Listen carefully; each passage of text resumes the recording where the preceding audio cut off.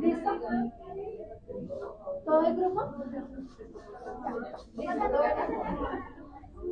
Mis hermanitos, buenos días, Dios los bendiga, ¿cómo están?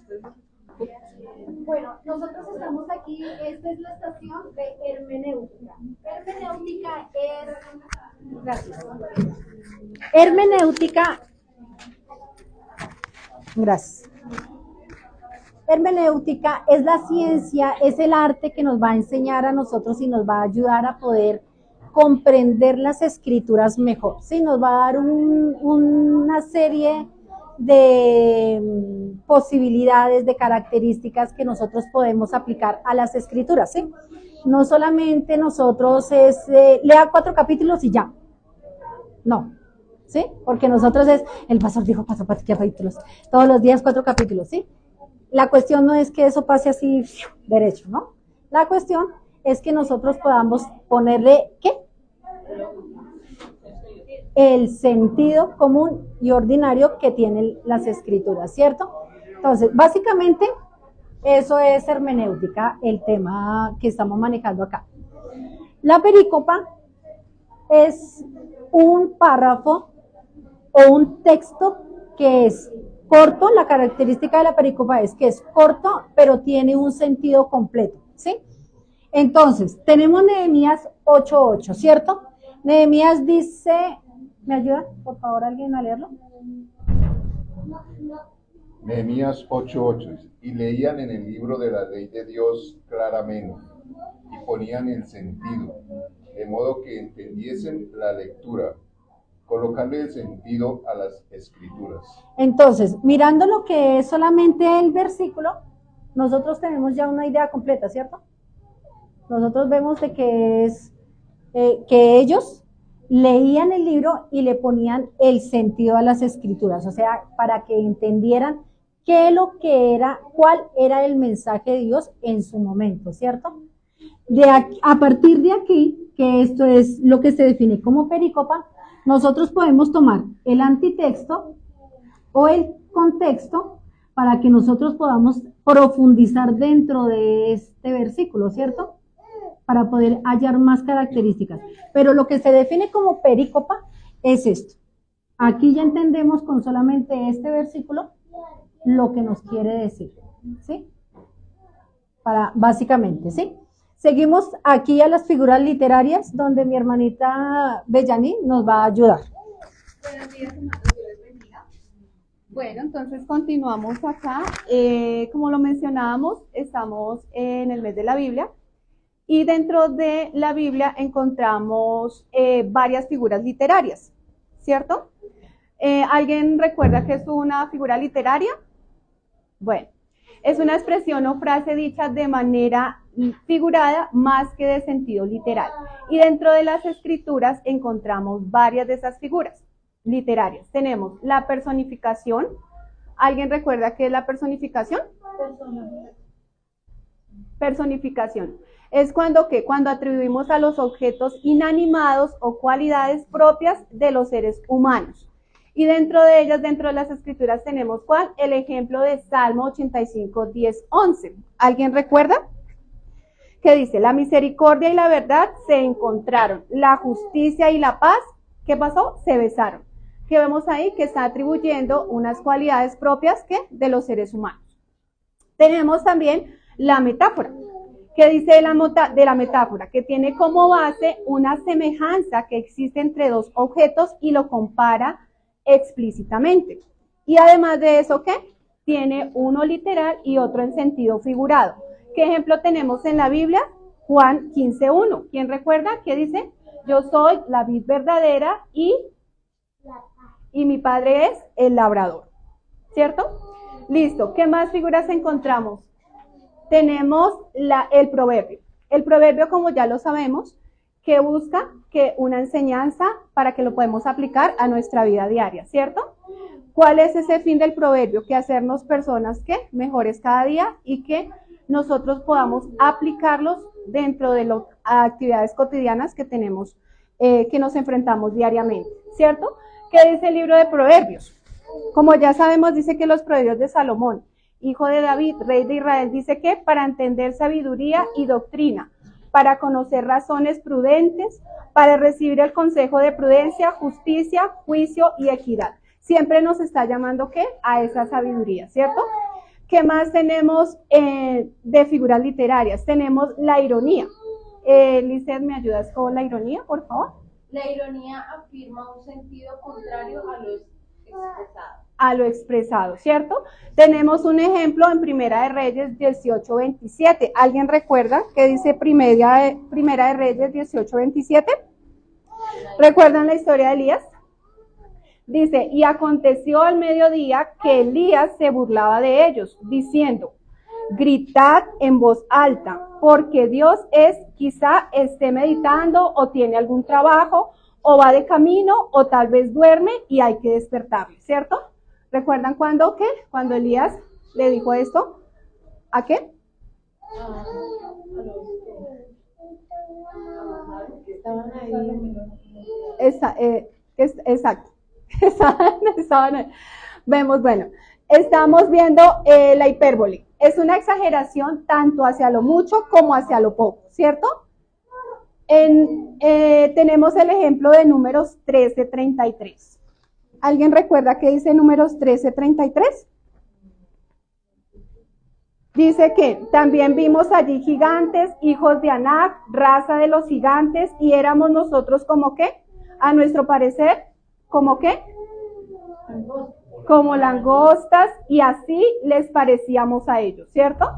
Vemos que es ejemplo de exageración. ¿Listo? ¿Cuál más tenemos? El símil. Dice que es una comparación entre dos cosas para resaltar una de ellas, pero tiene una característica, que tiene la palabra como para dar comienzo a la frase, ¿cierto? Tenemos el ejemplo en Jeremías 23:29. ¿Alguien recuerda qué dice Jeremías 23:29?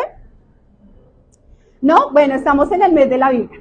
No es mi palabra como fuego, dice Jehová, y como martillo que quebranta la piedra.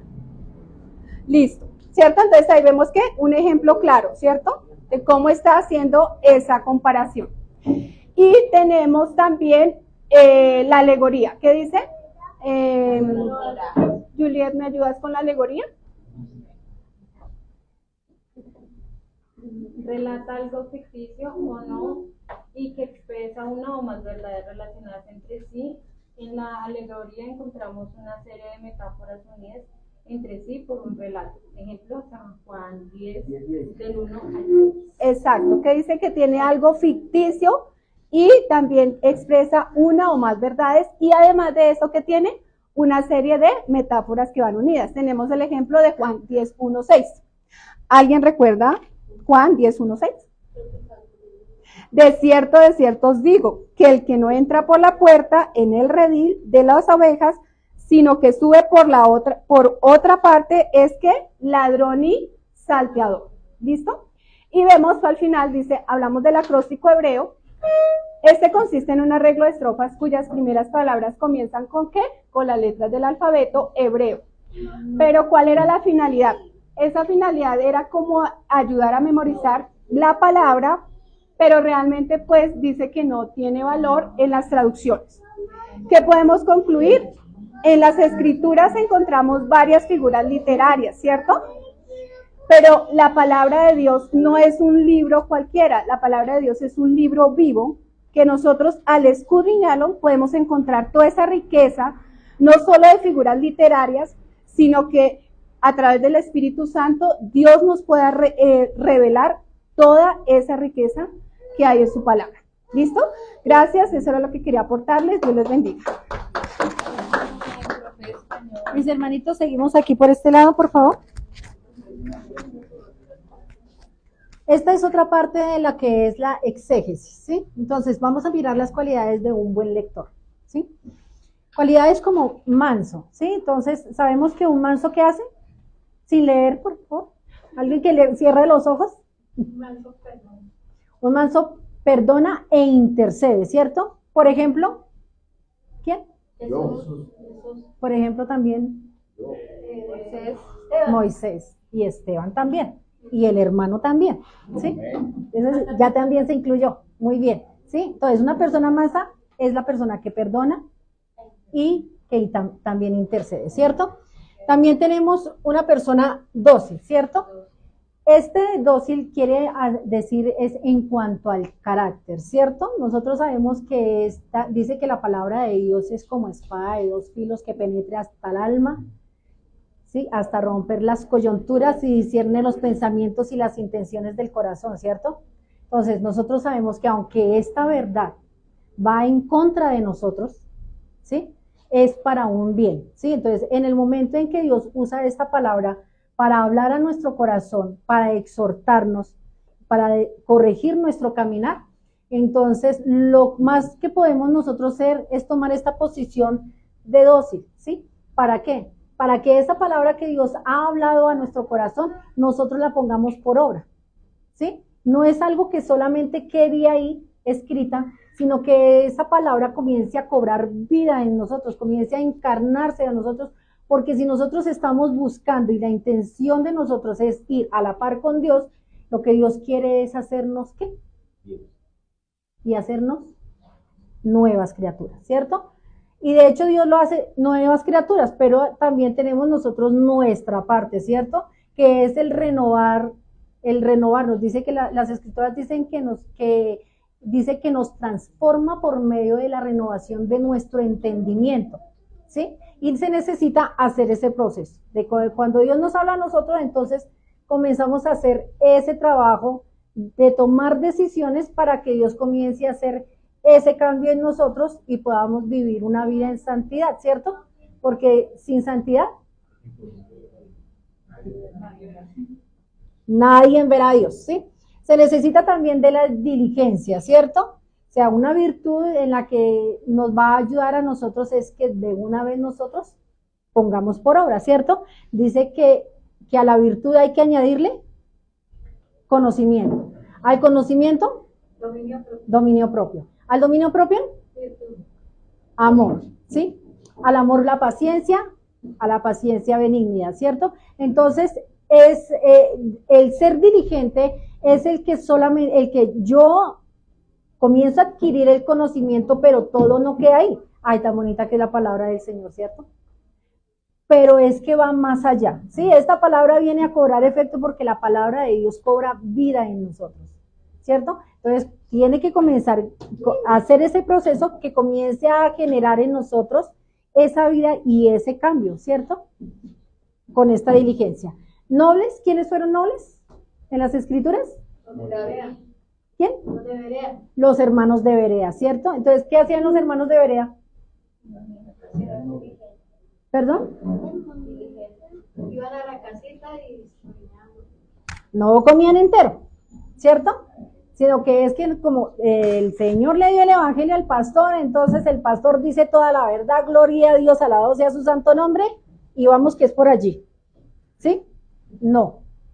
Nuestro deber, y el mismo pastor nos lo ha dicho a nosotros, nuestro deber es ir a mirar si lo que él nos está diciendo es así, ¿sí?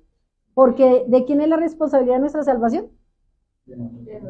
Mía, ¿cierto? A mí me dicen por dónde cojo, pero yo tengo que mirar por dónde camino, ¿cierto? Entonces, el ser noble me va a llevar a mí a estar caminando derechito, a asegurarme que realmente lo que la escritura está diciendo, yo lo estoy haciendo, ¿listo?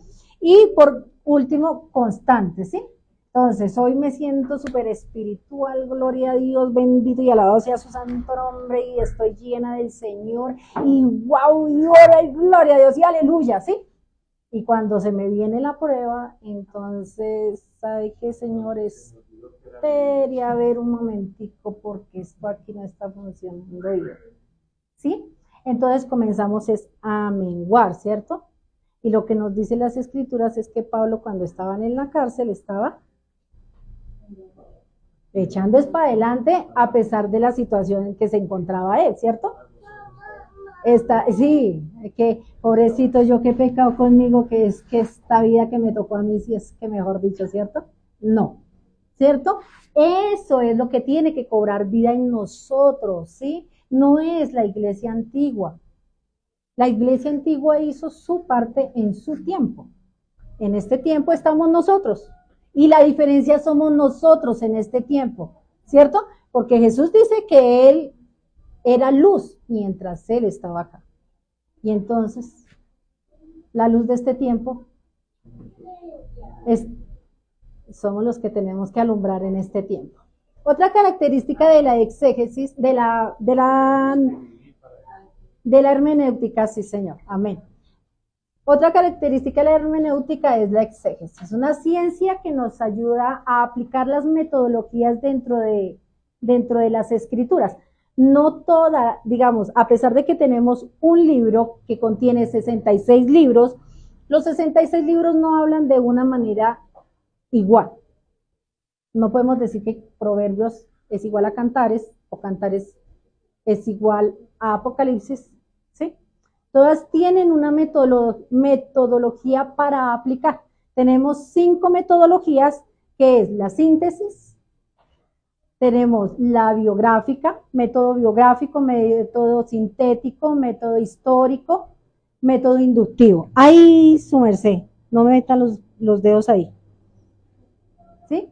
Son 5 métodos que nos va a ayudar a aplicar determinada lectura, ¿sí?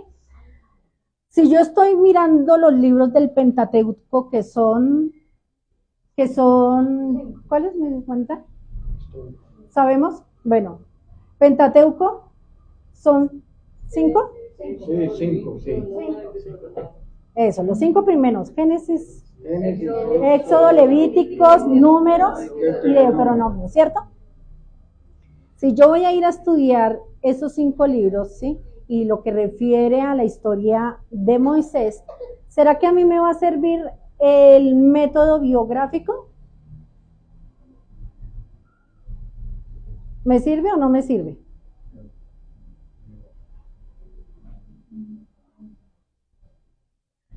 ¿Cómo qué pasó? No me va a servir. ¿Por qué? Porque el método biográfico aplica a la persona. Si yo voy a ir a buscar en el Pentateuco a Moisés, entonces ese sí me sirve, el biográfico, me sirve para analizar a Moisés. Pero si yo voy a acercarme a la historia de Moisés para mirar la eventualidad de Moisés, me va a servir es el método histórico. Estamos hablando de la misma persona, pero que se va a aplicar un tema, un método diferente, ¿sí? Si me baso en Moisés, biográfico. Si me baso en los sucesos de Moisés, lo que Dios hizo con él y todo lo que pasó con el pueblo, pues entonces me va a servir el método histórico.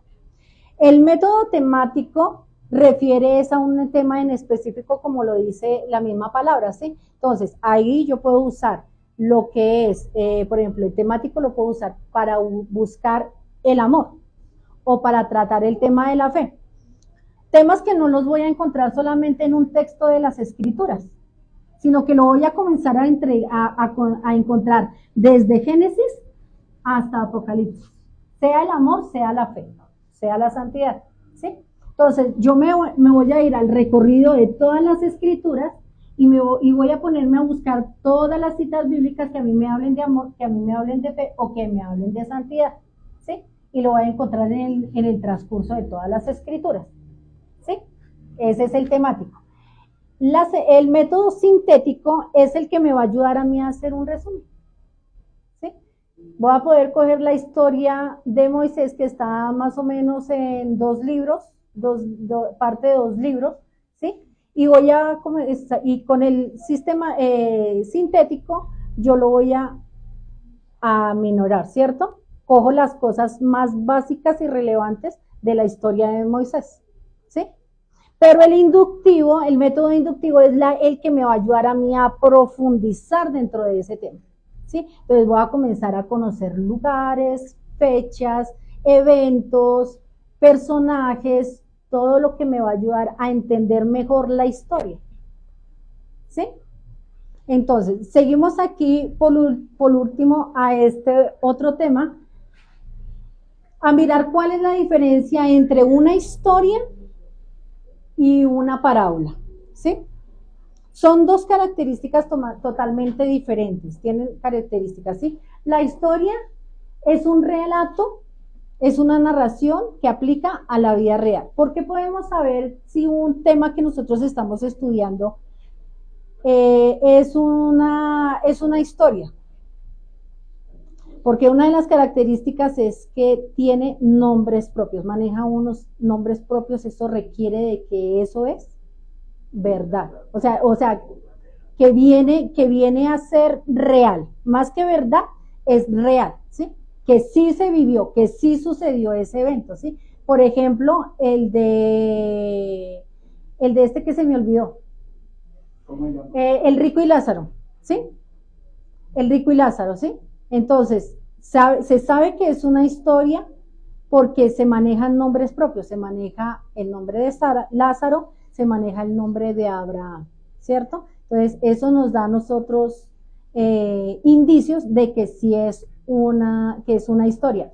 ¿Qué pasa con la parábola? La parábola es algo que es una figura de lo que ha pasado o lo que va a pasar. Por ejemplo, una parábola siempre va a referir a que el reino de los cielos es semejante a, ¿cierto? Entonces siempre va a decir el reino de los cielos es semejante a las 10 vírgenes, no hay nombres.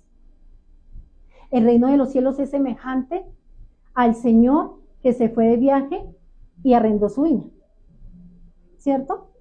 El reino de los cielos es semejante a una mujer que perdió una dracma, ¿cierto? Entonces no tenemos nombres propios, ¿cierto? Pero que eso aplica es como una comparación a lo que puede estar pasando más adelante en referencia a lo que siempre está hablando. El reino de los cielos es semejante a, ¿cierto? A un acontecimiento. Entonces eso quiere decir de que la parábola no tiene ni nombres propios, no tiene un tiempo determinado, no tiene un lugar, ¿sí? Que es algo muy contrario a lo que sucede con la historia.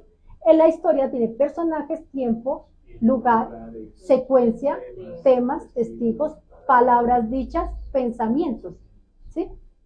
¿Y qué se hace? O sea, que este estudio de las historias se hace es por medio de las preguntas, ¿cierto? Eso es lo que nos ha estado diciendo el pastor, ¿sí? Si se quiere profundizar y si quiere tener un tema, basémonos en el momento en donde Moisés le pegó a la peña. Ya, ahí, estamos ahí. ¿Qué pasó para que Moisés le hubiera pegado a la peña y no le hubiera hecho caso a Dios de lo que Dios le había dicho, la forma que debía de hacerlo, ¿cierto?